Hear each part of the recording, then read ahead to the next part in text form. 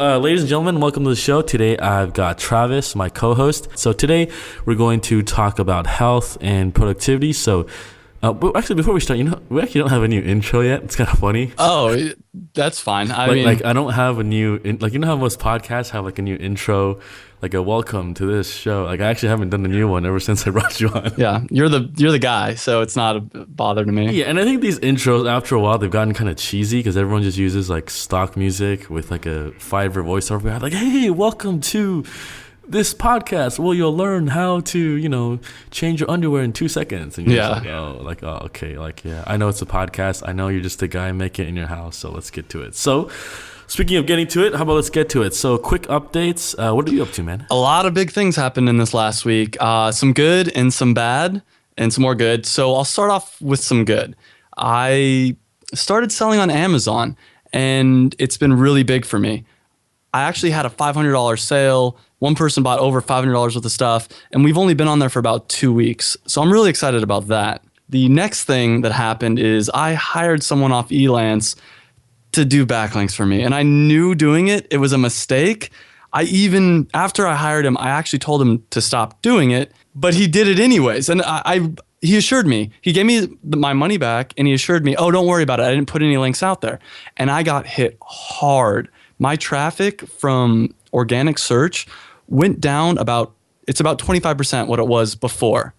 So the stories are true. Don't hire people off Elance to do backlinks for you.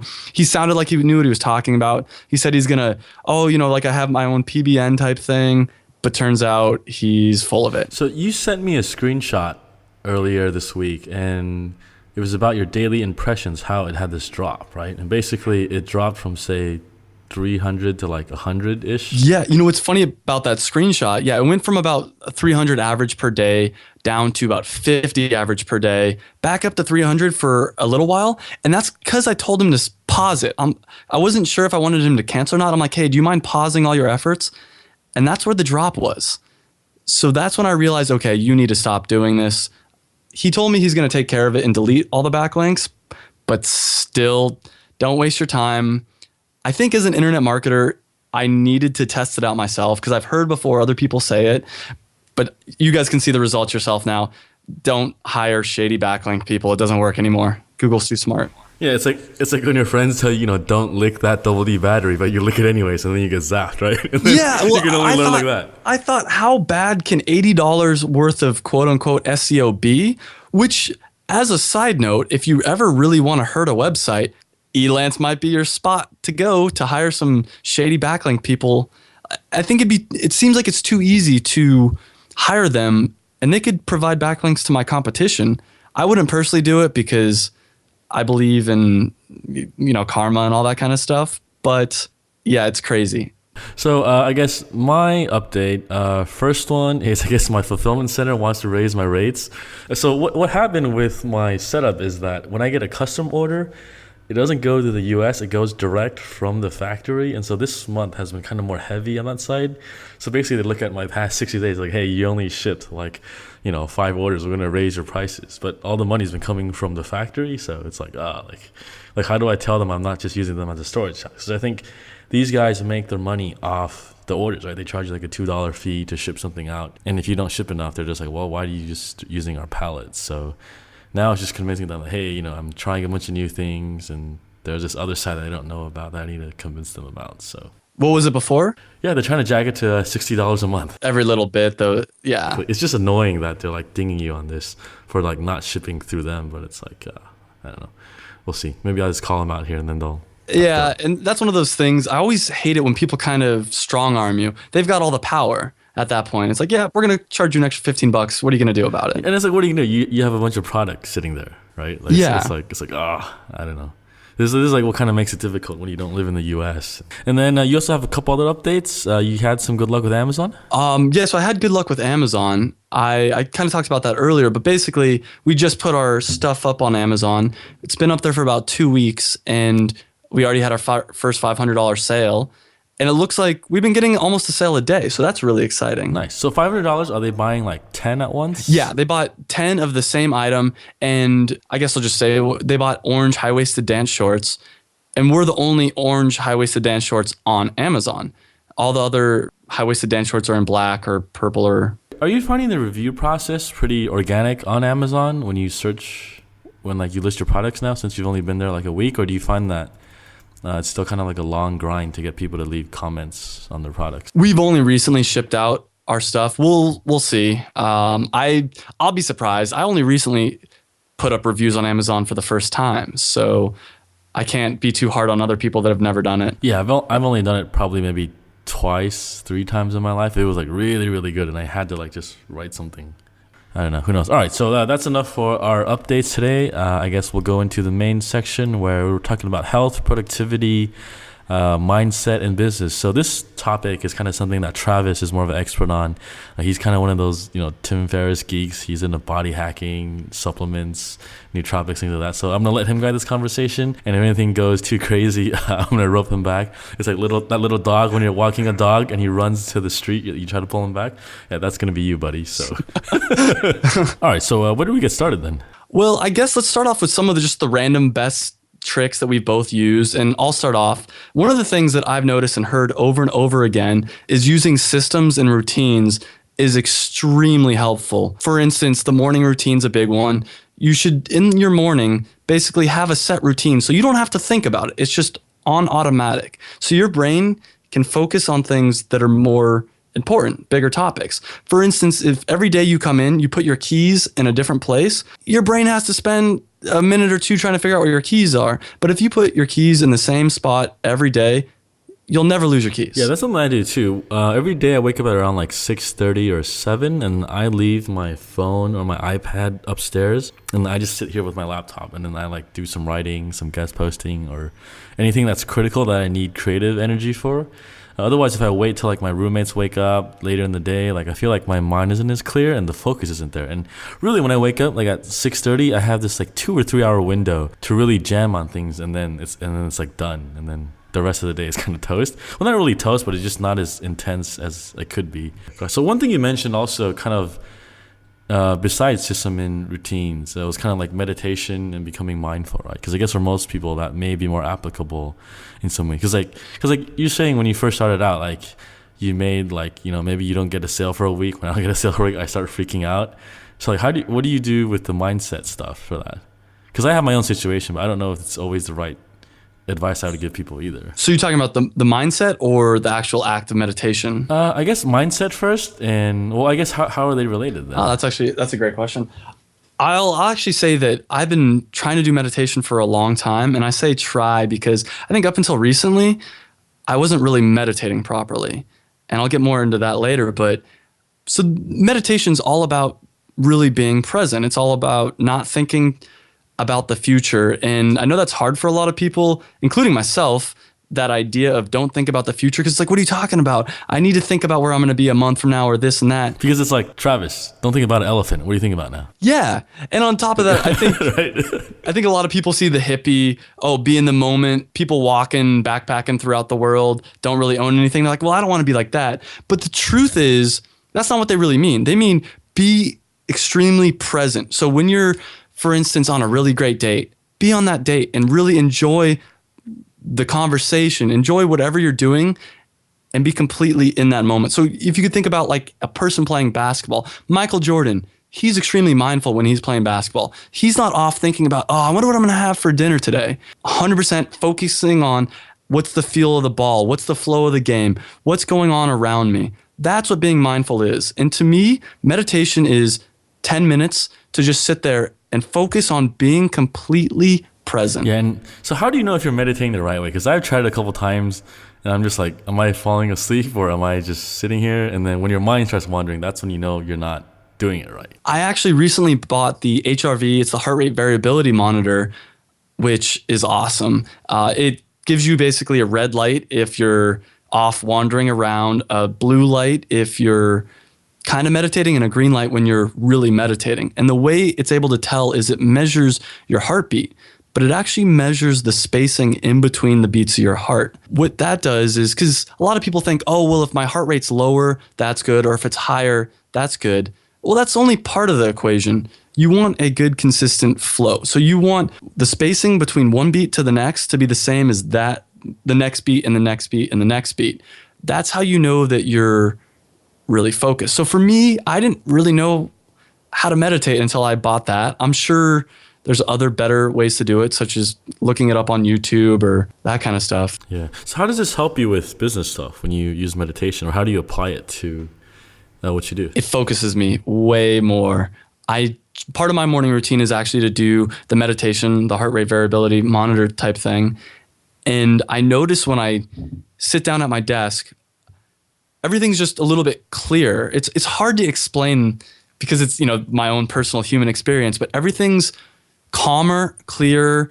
Like, have you ever just walked into a room and you feel just calm, confident, and you feel like you can just almost kind of like you own the room?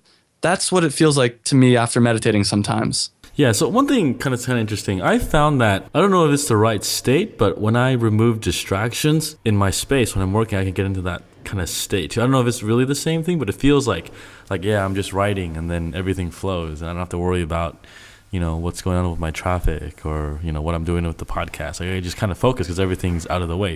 Is that kind of like the same structure we're going at here too? Or? Yeah, no, I noticed that same kind of thing. Absolutely. It's kind of like decluttering your brain, decluttering your mind. That's what meditation, in my opinion, is. I'm a big fan of yoga.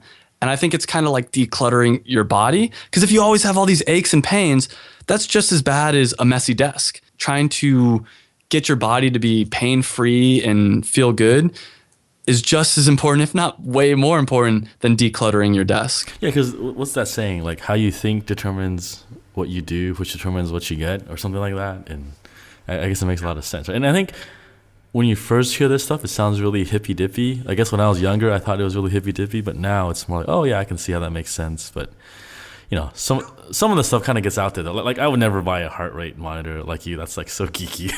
Oh, see, no, there's a TED Talk that this guy talks about it, and he gets into why it's almost insane not to focus on this. They say that one of the best indicators when someone comes into the hospital of whether they're going to die or not is actually the spacing in between their heartbeats. So forget about whether their heart's racing or it's really slow.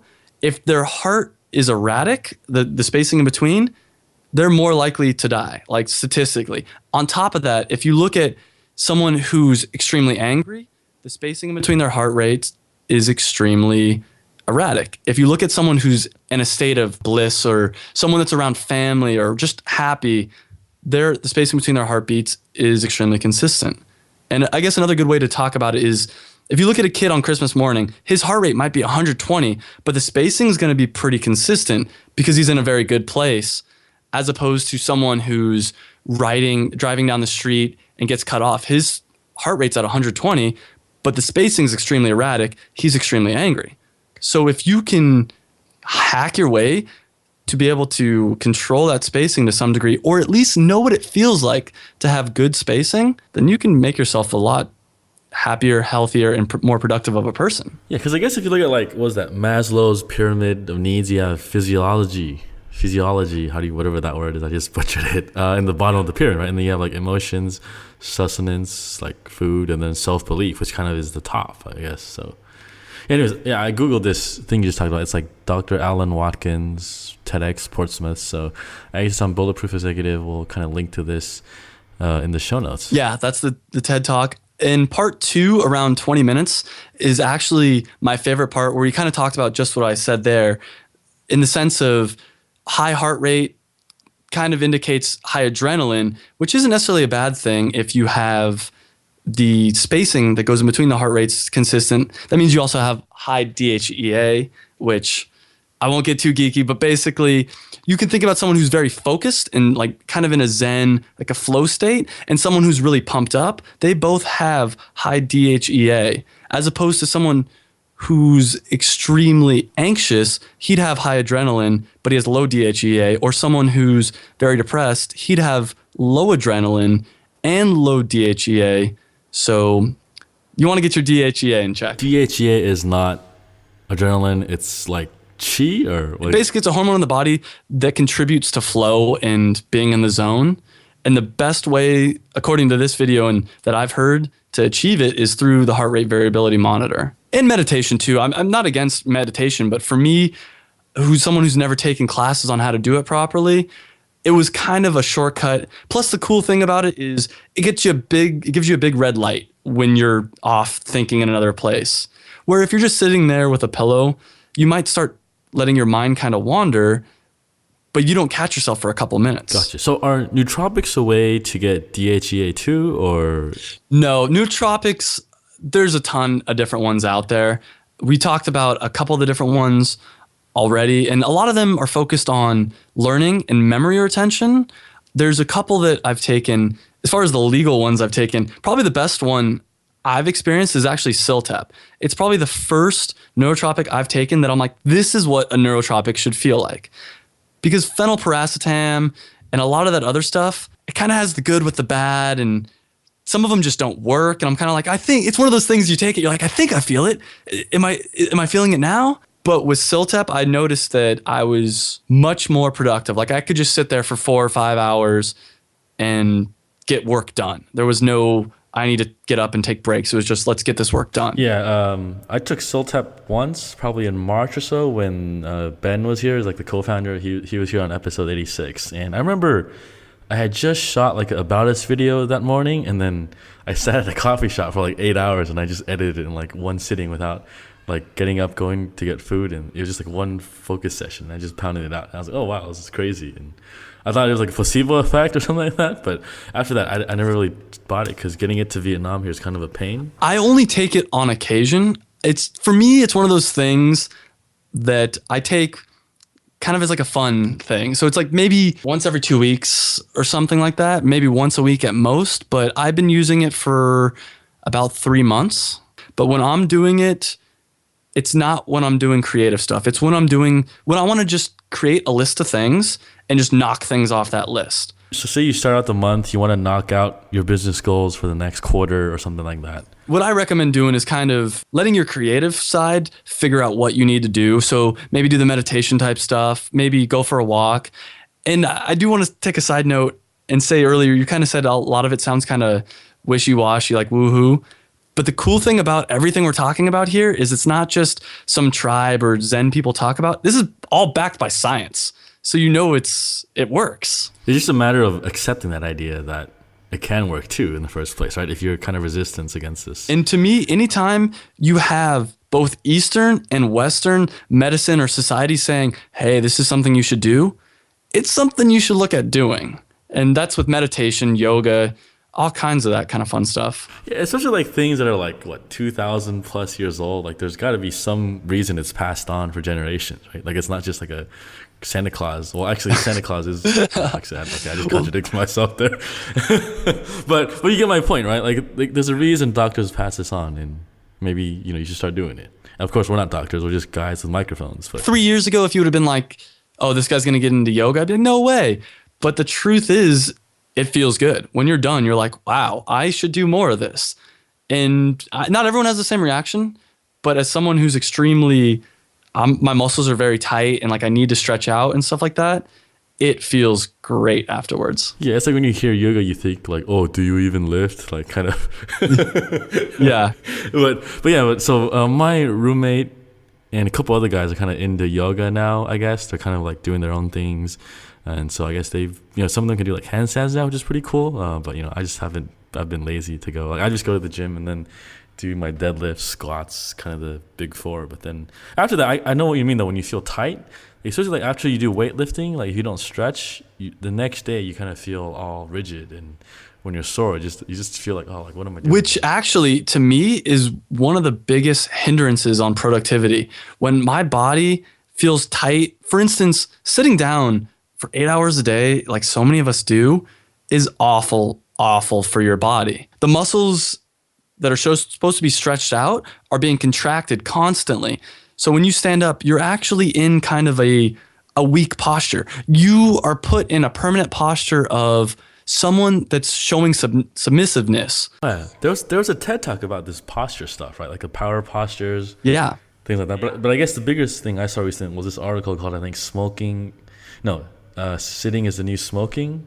That kind of went around this in different circles, and I guess, yeah, like you were saying, the frame you put yourself in is actually really conducive to other hazards that can come from not being active, basically. Yeah, and the TED Talk you were talking about with Amy Cuddy, I think your body language shapes who you are. And in it, she shows the science of if you can have a strong, very powerful body language, you'll feel strong and powerful. And if you have a weak and debilitating body language, you'll feel weak and debilitating. So and that's science. That's once again an overlap of yoga and science kind of coming together. Yeah, it's like when you look at like two dogs or cats play fight, if you just look at their body language, like when the dominant one wins, they're like, yeah, like who are you gonna mess with? And then the other one has like their tail between their legs, their heads down, like their ears are back, and you can just tell from that, like the way they feel and the way they act.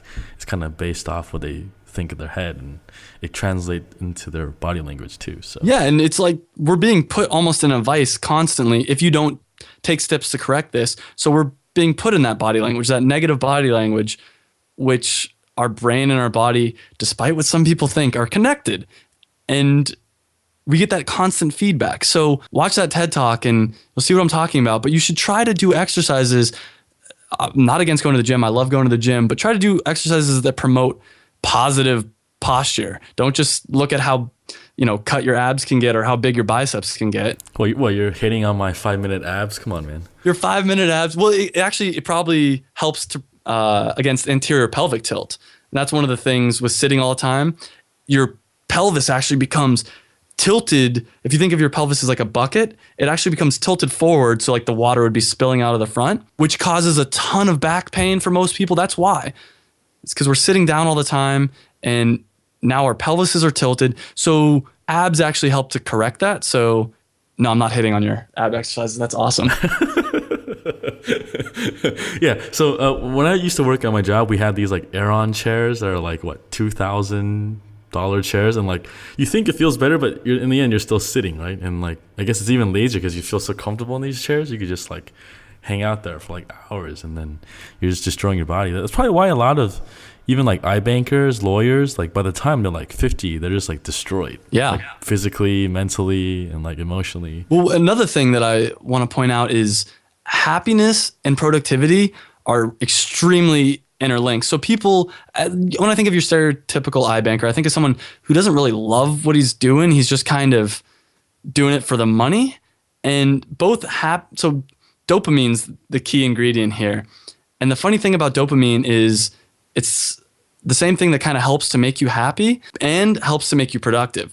But what's funny about it is when you're happier, you tend to be more productive. And when you're more productive, you tend to be happier. Like if you ever encounter someone who's depressed, usually the advice is go out there and do something, go get something done. So it's a really interesting dynamic how those two work. Well, it's like the cycle can go both ways, basically. You make more dopamine, you're more productive, which causes more dopamine to get produced, and then you go on this cycle of it. Or if you just hate your life, you end up, doing drugs and hating life even more and losing money and all that and stuff. I think one of the problems I think I had starting out as an entrepreneur is a lot of people tend to focus on productivity and kind of neglect that happiness aspect.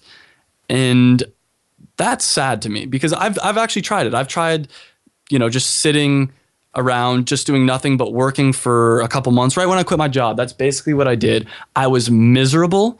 And on top of that, I wasn't as productive. As opposed to now, it's like I let myself go out with friends every once in a while. And I let myself have a little bit of downtime.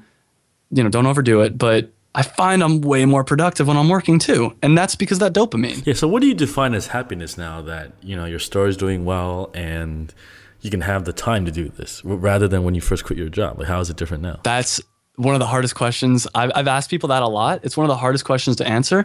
But I think for me, happiness is not having to worry. That's what truly happiness is, not having to worry about monetary things as much. But I will say this, I've been neglecting the friends aspect without a doubt. And I want to be able to go out and meet new people and make new friends more.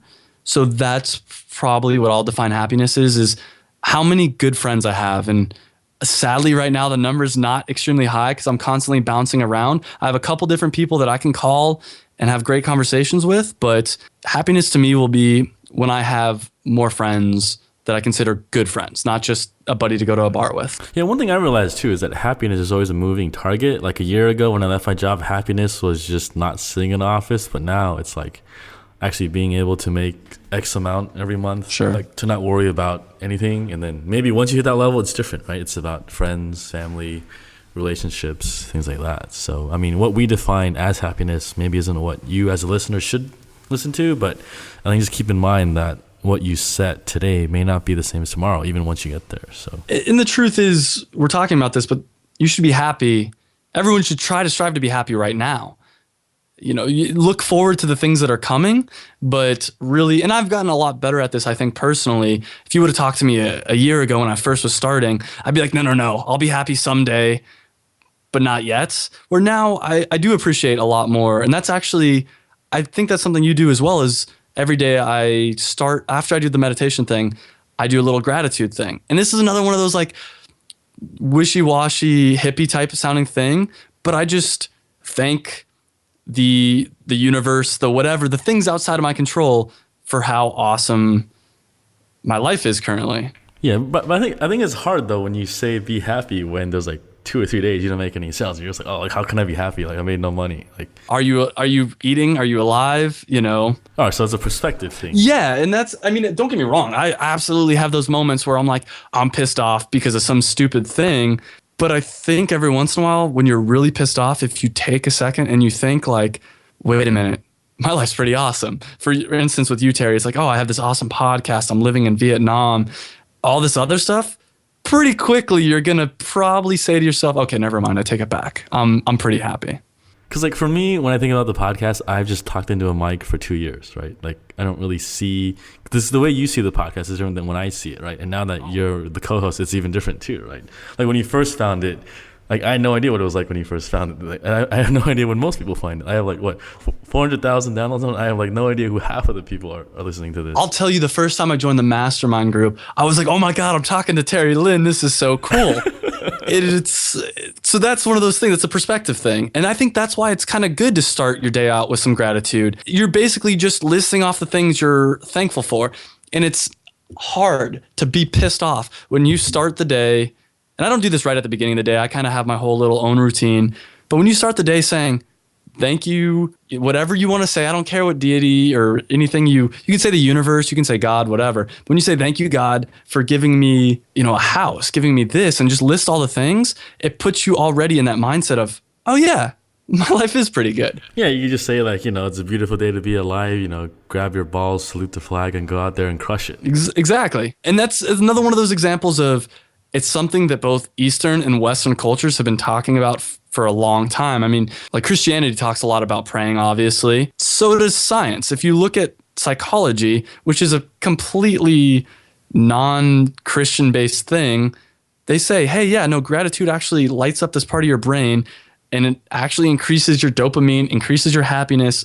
So it's something I think that everyone should look into. There's no reason. Yeah, I think when you look at religion, like I'm not really a religious guy, but if you look at like... I'm not either, Yeah, no. But basically they're all trying to help you live a better life. It's just the doctrines that are in each religion are different, right? And sometimes they get taken the wrong way. But I think in the end, everyone's just trying to... It's like a guidebook on how to be happy. Here's what I think it is. Yeah, and if you look at the base tenets of any religion pretty much, they're all extremely similar, and a lot of people will probably get offended by that, but you shouldn't. It's a good thing. In a good way, they're all similar. That they want Yeah. you to be a better person. Be nice to your neighbors, whatever, things like that. Once again, like backed by science. I'm not a religious person either, but if you look at like the 7 deadly sins, gluttony and this and that, like don't lie, for instance. Well, if you think about it, if you avoid lying in your life, you're probably going to be a happier person. If you lie to someone, then your mind's constantly racing like, oh yeah, what did I say to them? And what did I say to them? And then if you get caught in a lie, bad things happen.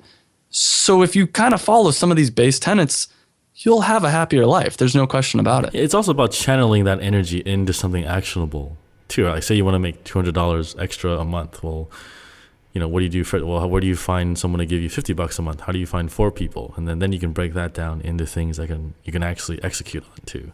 It's something that you need to think about, not just, sit down for 30 minutes with a pen and paper and write down all your ideas, which is a great way to do it too.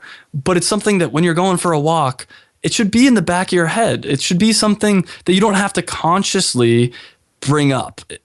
And that's where the power of the subconscious and the Think and Grow Rich type thing is interesting to me. Gotcha. All right, cool. So I guess let's wrap things up here. So what would be the key things for someone here? Like A, don't sit around too much. B, do some cardio. And then 3, maybe pick up like yoga or some kind of exercise, I guess, right? Yeah, and the oracle at Delphi, this is in Greek times, the oracle is like this, supposed to be this person that can talk with the gods.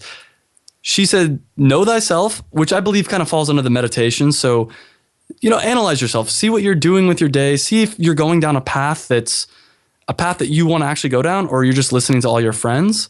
And the other thing that she said was nothing in excess. So, we got lots of great stuff. I'm not saying to go off and meditate and do yoga every day for the rest of your life or anything like that. That would be, in my opinion, in excess. Yeah, exactly. All right, cool. So I guess we've beaten this horse dead many times about health and productivity. So I guess, Travis, catch up with you next week. Yeah, just one other quick thing I wanted to add is, guys, I haven't received any email from you guys. So if you have any topics that you're really interested in us doing or any feedback at all, go ahead and send me an email at travis@buildmyonlinestore.com. Yeah, all right. Send them some love, and we'll catch up with you next week.